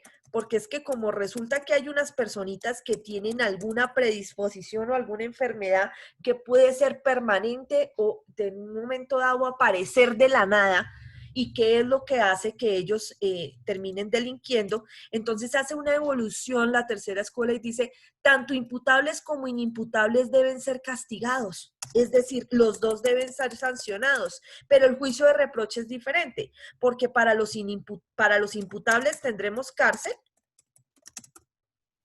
y para los inimputables tendremos medidas especiales de socialización. ¿Listo? Eso es lo que nos dice la tercera escuela. Entonces ahora les voy a pedir a ustedes que en su código penal revisen el artículo 69 del Código Penal, por favor.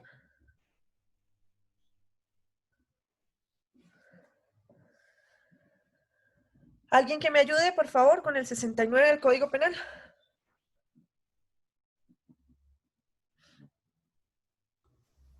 Sí, maestra, dice capítulo 4, artículo 69 de las medidas de seguridad. Son medidas de seguridad, primero, la internación en establecimiento psiquiátrico o clínica adecuada. Segundo, la internación en casa de estudio o trabajo. Tercero, la libertad vigilada. Cuarto, la reintegración al medio cultural propio. Bueno, esa fue declarada inexequible con la sentencia 370 de 2002. Ah, sí, señora, sí. Sí, tiene razón. Ahora, léeme el nomen juris, es decir, el título del artículo 70. ¿Cómo se llama? Artículo 70. Internación para inimputable por trastorno mental permanente. Por trastorno mental permanente. El 71. Internación para inimputable por trastorno mental transitorio con base patológica. Ok, 72. La internación en casa de estudio o de trabajo. Listo. 74. Libertad vigilada. Listo. Artículo 75. Trastorno mental transitorio sin base patológica. Listo. 76. Medida de seguridad en casos especiales. ¿Ok? Listo. Vean entonces que nuestro Código Penal viene con la idea de la tercera escuela. ¿Por qué? Porque tenemos medidas especiales de socialización para los inimputables. Y también tenemos las medidas de cárcel, que son ¿cuáles? Vamos a ver, por ejemplo, el artículo 38 del Código Penal.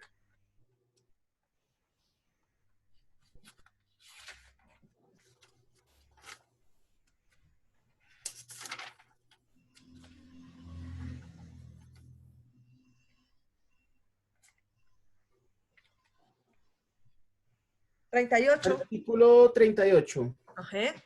La prisión domiciliaria como sustitutiva de la prisión. Ok, ahora mira el 37. La prisión. La prisión. Hay prisión y prisión domiciliaria. Mira, por favor, ahora léeme el artículo 34. De las penas. Las penas que se pueden imponer con arreglo a este código son principales, sustitutivas y accesorias privativas de otros derechos cuando no obren como principales. En los eventos de delitos culposos o con penas no privativas de la libertad, cuando las consecuencias de la conducta han alcanzado exclusivamente el autor o a sus ascendientes, descendientes, cónyuge, compañero o compañera permanente, hermano, adoptante o adoptivo o pariente hasta el segundo grado de afinidad, se podrá prescindir de la imposición de la sanción penal cuando ella no resulte necesaria. Penas principales. 35. 35. Son penas principales la privativa de la libertad de prisión, la pecuniaria de multa y las demás privativas de otros derechos que como tal se consagren en la parte especial. Listo. Ahí estamos viendo el resumen de las 3 escuelas plasmadas en nuestro Código Penal colombiano.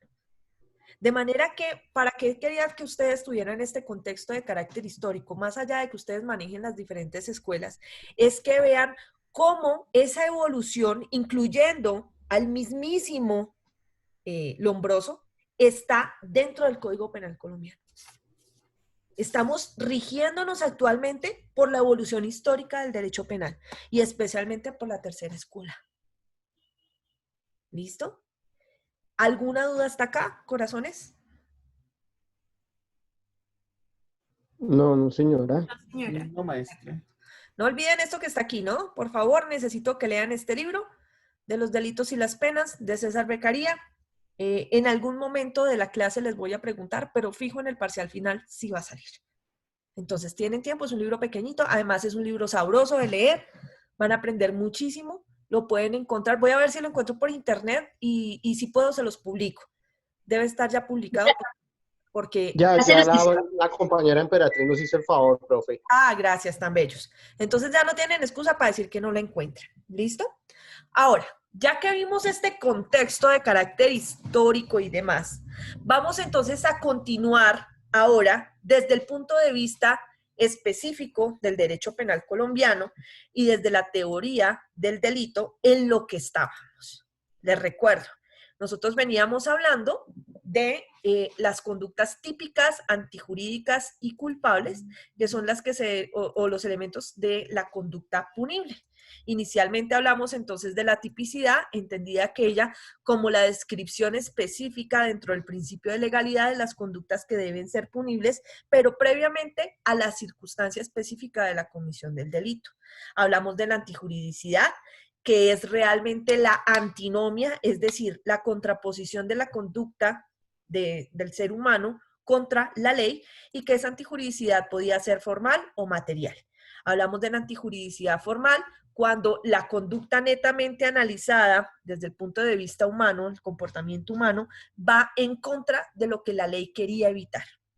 La antijuridicidad material, que es la lesión efectiva o puesta en peligro del bien jurídicamente tutelado sin causales de justificación, que son las que no hemos visto aún.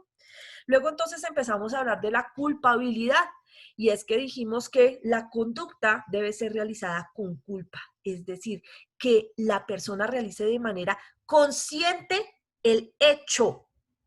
Miren que esto justamente empata en lo que acabábamos de hablar frente a las escuelas y especialmente a esa evolución de determinar cómo la voluntad humana interviene en la realización de las conductas punibles. Y entonces dijimos que en Colombia la culpabilidad está determinada de 3 maneras distintas: con dolo, con culpa o con preterintención.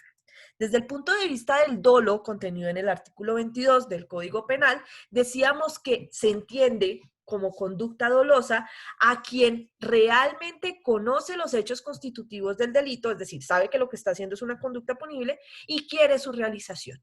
Esa primera parte referíamos que era el dolo directo, y entonces dentro del dolo directo hablamos del camino criminal o el iter criminis, con estas fases que conocemos. Y veíamos cómo las fases se podían recorrer en años, meses, días, minutos, segundos, lo que sea.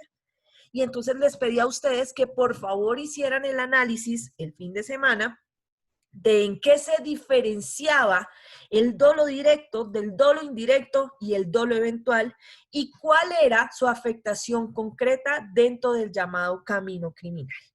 Ahí les resumí lo que hemos visto hasta ahora, desde la semana pasada hasta hoy, y cómo se involucra eso con las escuelas que estábamos viendo.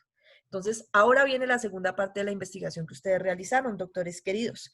Cuéntenme entonces qué encontraron frente a dolo directo, dolo indirecto, dolo eventual y su impacto dentro del camino criminal. Dejo de compartirles pantalla para empezar a analizar aquí lo que ustedes están a punto de señalar. Eso es, manitos arriba, doctora Juliana Uribe. Buenos días. Bueno, con respecto al dolo indirecto o de segundo grado, es el dolo de las consecuencias necesarias y se presenta cuando sucede el resultado que en un principio no se desea. ¿Cuál me estás hablando, corazón? Perdóname. Dolo indirecto. Ok, gracias. Dolo indirecto. Qué pena que te interrumpí. Continúa. El autor del delito no tiene la intención de un resultado como consecuencia de un acto principal que va a llevar a cabo, pero aún así acepta el resultado y lo lleva a cabo. O sea, lo que yo encontré es que en este caso, o lo que yo más bien deduje de esto, es que en el dolo indirecto, el delincuente o la persona tiene la intención. Es decir, un ejemplo, va a cometer un crimen contra una persona y esa persona va acompañada de la hija. Entonces, sabiendo que va a lastimar a la hija, como necesita matar a una persona, aún así comete el crimen y puede terminar matando a las 2 personas. O sea, tenía la intención de matar a la persona, aunque tuviera que matar a otra. Eso lo acabamos de ver el fin de semana, ¿no es cierto? Por allá en Barranquilla, creo que fue. Un taxista que cogió su carro y se ve como en el video atropella a su expareja que lleva a su hijo de 2 años y los arrastra por la calle. ¿Sí lo vieron? ¿Vieron o no vieron la noticia? Sí, muy feo, y dejó al bebé tirado allí en la calle. Sí, terrible, ¿no es cierto? Lo que pasa es que ahora tiene que la Fiscalía General de la Nación establecer cuál era el querer del tipo.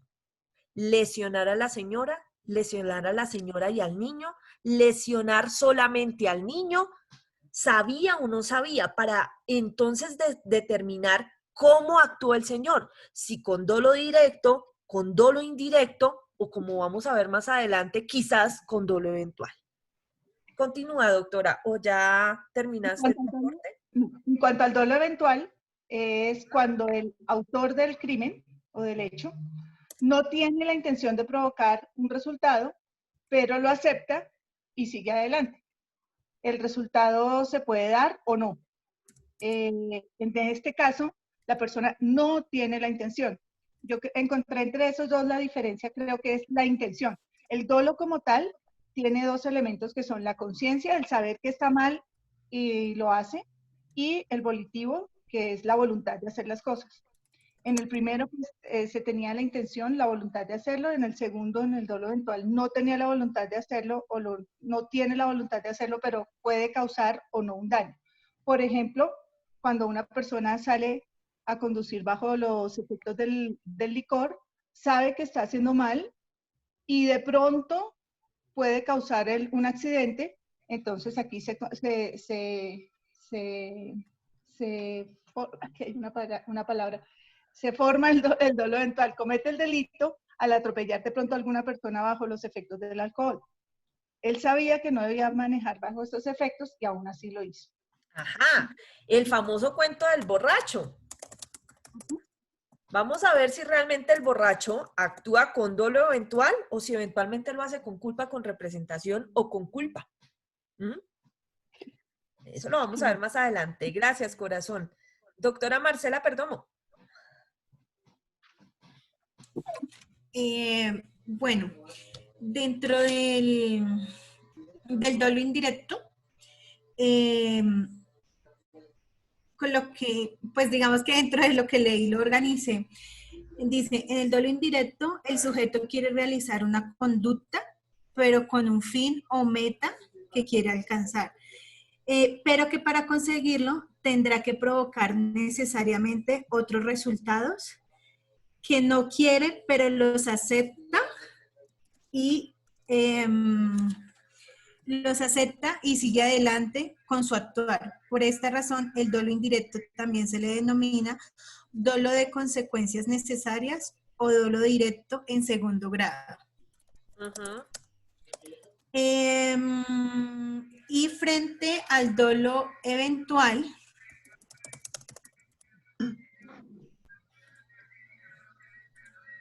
Dile. ¿Me escuchas, profe? Perfectamente, sigue. Qué pena. Todo delito que se produzca dentro del delito doloso se considera eventual. En consecuencia, cualquier acción que produzca un daño en el proceso agrava la pena por delito doloso. Encontré una diferencia, o pues que la Corte Suprema aclaró una diferencia entre el dolo eventual y la preterintención. Ah, bueno, eso es más, o sea, es frente a otro dispositivo generador de culpabilidad. Pero, ¿viste alguna sobre dolo indirecto y dolo eventual? ¿Señora? ¿Viste alguna sobre dolo directo y dolo eventual? No, profe. Ok. Listo, corazón. Esa me la guardas, por favor, la sentencia que encontraste, para cuando hablemos de preterintención. ¿Listo? Ah, bueno, sí, señora. Es que no quiero de pronto introducir información de manera prematura a los compañeros en este momento porque puede generarles confusión. ¿Listo? Bueno, sí, señora. Te agradezco muchísimo. Eres Marcelita, ¿no es cierto? Sí, señora, profe. Listo. Dana Michelle Hernández Sea.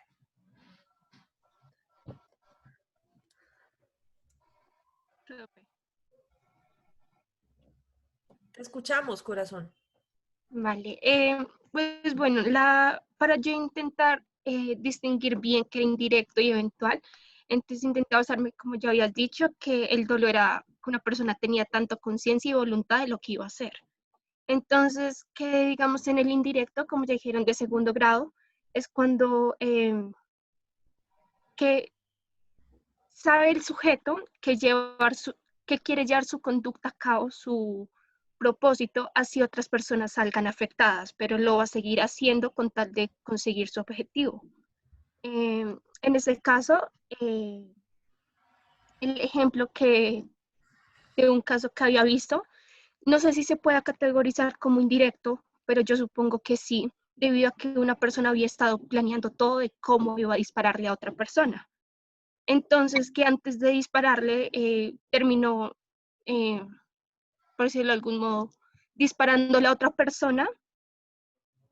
Entonces, no sé si eso se categorizaría indirecto por ese lado. También por otro lado, en dolo indirecto, en un mismo caso, en un mismo acto, puede haber más de un delito doloso. Digamos, cuando alguien pone una bomba en el auto para matar a quien va a ir como pasajero, pero por esa causa terminaba matando también al chofer, aunque sabe que también el chofer iba a estar ahí. Entonces, que contra el pasajero iba a ser dolo directo, pero contra el chofer iba a ser dolo indirecto, porque terminó causando... Ok, o sea, tú encuentras entonces que la bomba está dentro del indirecto y no del eventual, ¿sí? En ambos. O sea, sí, porque digamos, principalmente también el directo sería por el pasajero, pero a pesar que la persona sabía que poner esa bomba ahí iba a causar un daño al chofer, se categorizaría en un dolo indirecto. En un caso de dolo indirecto, dos delitos dolosos. Por el eventual, es cuando la persona sabe que hay una posibilidad de que ocurra un hecho penal, que ocurra una conducta ilegal, pero aún así, a pesar que es consciente, lo lleva a cabo. Lo que me pensé ahí, un caso que podía ser posiblemente el de defensa personal. Un ejemplo que una persona está atacando a otra, ¿sí? Y que en un momento diga, bueno, mi vida corre peligro, un ejemplo, instantáneamente en segundos puede pensar, listo, cojo una botella y se la tiro a la cabeza con el fin de herirlo, pero la persona de por sí puede saber que eso puede ocasionar dos posibilidades, herirlo o matarlo, pero aún así lo lleva a cabo. Eso me parece como que es el dolo eventual, no sé si estoy bien.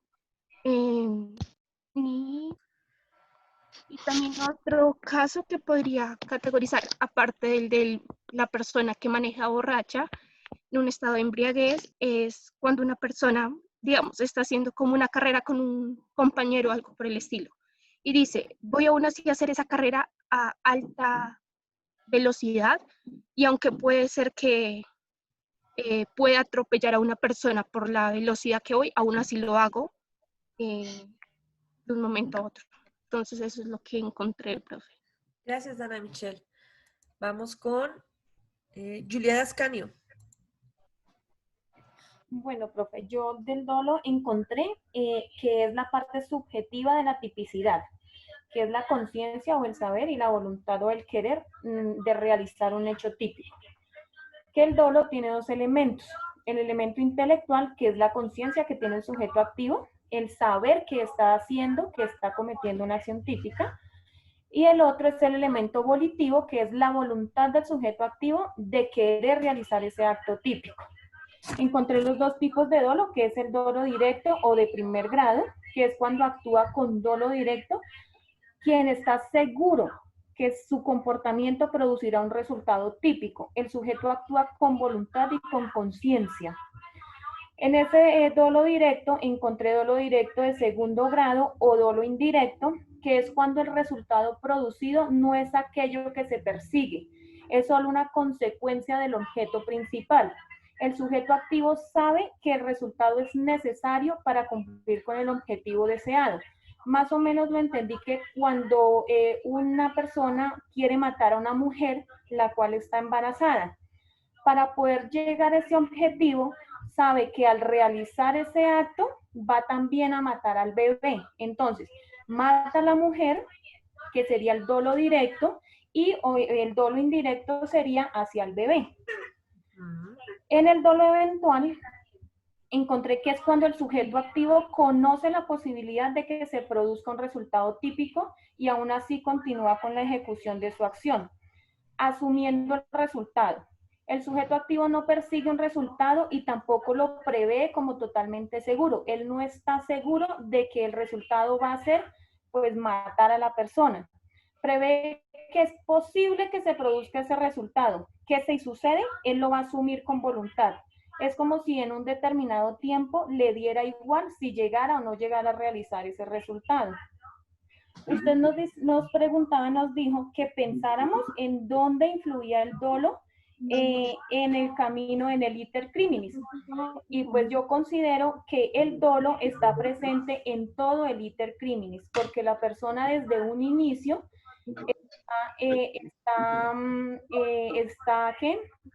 es consciente y tiene la voluntad de realizar el acto típico. Ok, pero recuerda que la pregunta específica no es si el dolo está presente en el camino criminal, obviamente lo está, sino cómo el dolo indirecto y el dolo eventual intervienen en el camino criminal. ¿Listo? Valentina Tibocha.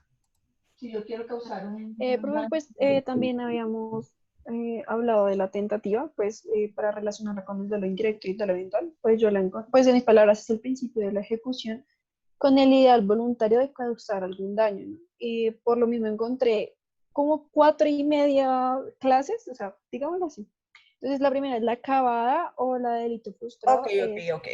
Valentina, hagamos una cosita, ¿vale, corazón? Cuando terminemos el tema de dolos, lo tengamos claro las diferencias entre dolo directo, dolo indirecto y dolo eventual, hablamos de la tentativa, ¿vale? Yo sé que también les dejé esa tarea, pero es que vamos por pasitos. Entonces, primero hablamos del lombroso, ahora vamos a hablar de los dolos, y cuando tengamos los dolos claros, hablamos de las tentativas, ¿vale? ¿Te parece? Listo. Gracias. ¿Tienes algo específico sobre dolo indirecto y dolo eventual en este momento? Pues lo que dijeron mis compañeros y pues la relación que yo tengo con el intercriminis. Listo. ¿Qué relación tienes con el intercriminis desde el dolo indirecto y el dolo eventual? Bueno, entonces saquemos a la tentativa. Y es que el dolo es la carga de prueba de acreditamiento cuando se consuma el intercriminis. Ajá, ese es el dolo directo. ¿Y el dolo indirecto y el eventual cómo intervienen en el intercriminis? Creo que ya me perdí. Ok, listo. No hay problema. Gracias, Valentina. Fray Maecha. Hola, profe.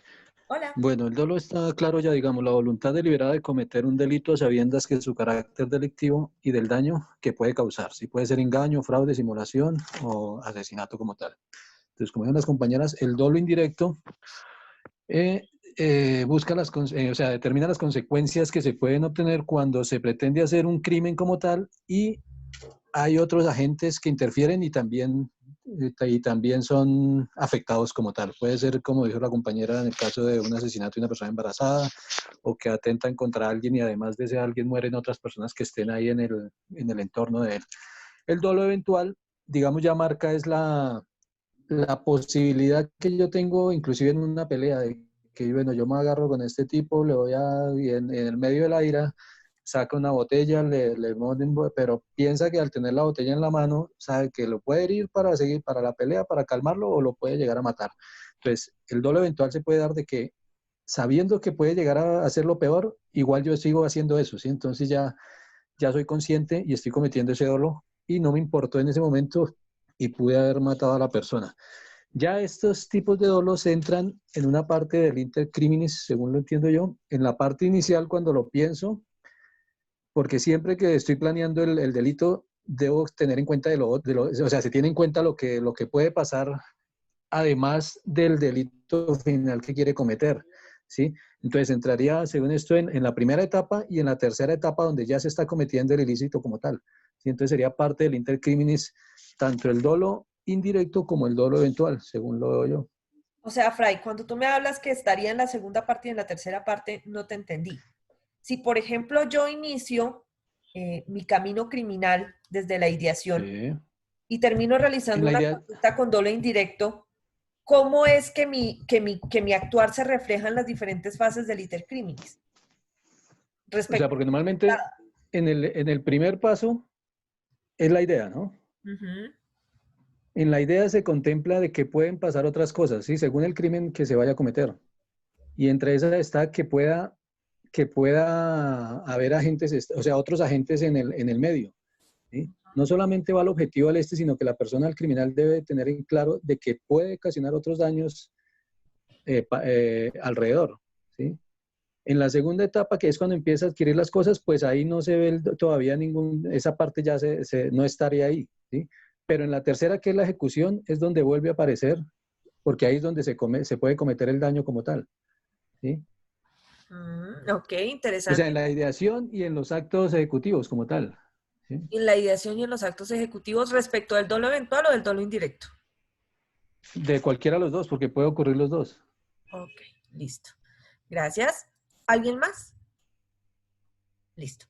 Vamos entonces a concretar. Juliana, dime. Juliana Uribe. Levantaste tu manito. Juliana. Mercedes Realte. Qué pena, es que entró una llamada ahí. No te preocupes, entonces te bajo la manito. Omaira, ¿vas a intervenir? Señora, lo que quería decir con relación a la tentativa, con relación al intercriminis, bueno, la tentativa pues es un delito incompleto. Hay tentativa cuando el autor comienza... Juli, espera. Juli es la que está hablando, ¿no es cierto? Juliana. Sí. Juli, todavía no estamos en tentativa. Hasta ahora estamos en dolos. porque es que si no tenemos claros los dolos, no podemos hablar de tentativas para saber en dónde es que se presenta la tentativa, en qué tipo de dolo. Pero primero estamos en solo dolos. ¿Tienes algo Bueno. que señalar adicional a los dolos de lo que ya han dicho tus compañeros? Con relación al dolo, cuando es eventual, no se puede afirmar de modo categórico el elemento devolutivo, de la voluntad. No se tenía la voluntad de cometerlo. Eso en el evento. Entonces, aquí no había intención. En el eventual no había intención. Acá, que es lo que nos habían dicho. No tiene la intención de realizar el hecho. Listo. Listo, Juli, gracias. Omaira. Profe, tenía una duda si el suicidio cabe en alguno de estos dos, en el dolo indirecto o doble eventual. En Colombia no penalizamos el suicidio, porque es parte del libre desarrollo de la personalidad. Lo que penalizamos nosotros es la inducción o la ayuda al suicidio. Eso sí lo penalizamos. Pero que tú te quieras matar, ¿quién es el sujeto activo de la conducta del suicidio? Pues uno. Pues uno, ¿y cómo lo persigues? Sí, la persona. ¿Cómo lo pues sancionas? Si ya murió. Y digamos, bueno, yo me vi como en caso cerrado. Ah, no, nena, no, por favor. Hay que erradicar caso cerrado de la vida de los abogados, por favor. Eso no es derecho. O sea, eso no, o sea, es un caso como muy bobo de que, de que la persona ayudaba a los niños, a los adolescentes, a suicidarse por medio de unas máscaras. Bueno, entonces, ¿la persona que hace esos actos sería dolo eventual? No, corazón, es que no es el suicidio. Vuelvo y te digo, no es el suicidio lo que penalizamos. En Colombia lo que se penaliza es inducir al suicidio o ayudar a suicidar a alguien. Eso sí, porque podemos perseguir al sujeto activo de la conducta, porque es que en últimas, una de las modalidades del bullying que no se había logrado conectar era la inducción al suicidio. Es decir, cuando, por ejemplo, muchos niños o adolescentes les colocan en redes sociales o les dicen de forma directa, hombre, porque usted no se mata, o sea, mira, nos hace un favor a todos, usted está como gastando aire que todos necesitamos, entonces ahorremos oxígeno y mátese de una vez. Y lo presionamos de tal manera y le metemos la idea en la cabeza del suicidio. Recuerden todos estos retos sociales que han venido llegando con las redes en general, de la ballena azul y de todas estas vainas que son retos en donde terminan haciendo suicidar a los adolescentes o a los niños que caen en eso. Entonces, esas conductas de inducir o ayudar a alguien a cometer suicidio sí son punibles y se realizan con dolo directo. ¿Me entiendes? Pero que yo me quiera matar, allá yo, porque es que el sujeto activo de la conducta desapareció y además esa conducta no está tipificada. El suicidio no es conducta punible. ¿Listo? ¿Te quedó un poquito claro? Sí, profe, es que tenía esa confusión, pero ya entendí. Gracias, profe. Doctores, desafortunadamente el tiempo se nos acabó. Tengo que darles un tiempo de descanso, al menos 2 minuticos. Y mañana vamos a continuar con esta disertación sobre los dolos porque necesitamos concretar lo que ustedes están señalando. Les voy a pedir un favor específico y es que ya que ustedes tienen pues más o menos la misma información sobre dolo directo y sobre dolo directo, sobre dolo indirecto y sobre dolo eventual, ahora se concentren de manera específica en determinar qué pasa desde el dolo indirecto y desde el dolo eventual con el camino criminal. Es decir, ¿existe correspondencia entre todas las fases del camino criminal en el dolo indirecto y en el dolo eventual? ¿O hay fallas? Si hay fallas en la correspondencia, ¿en dónde se presentan? Es decir, si yo actúo con dolo indirecto, ¿dónde está el problema? El problema está en el camino criminal, en la fase de ideación, está en la fase de ejecución, está en la fase de los actos preparatorios, está en la fase del resultado. Eso es lo que quiero que hagan ahora con la información que ustedes ya reunieron durante el fin de semana sobre los dolos indirectos y los dolos eventuales. ¿Listo? Eso es lo que específicamente necesito que realicen para el día de mañana. Estoy tomando lista en este momento, así que no se me muevan de ahí, no me activen cámaras, no me hagan nada, por favor. antes de que se nos acabe el tiempo. Ay, creen que los últimos no alcanzaron a salir. ¡Epa! Se cerró la cámara ya. Listo. Listo, doctores. Bendiciones, descansen y hablamos mañana. ¿Listo? Muchas Listo, doctora, gracias. gracias. Estén muy bien. Chaito. Muchas gracias, profe. Chao. Gracias, profe.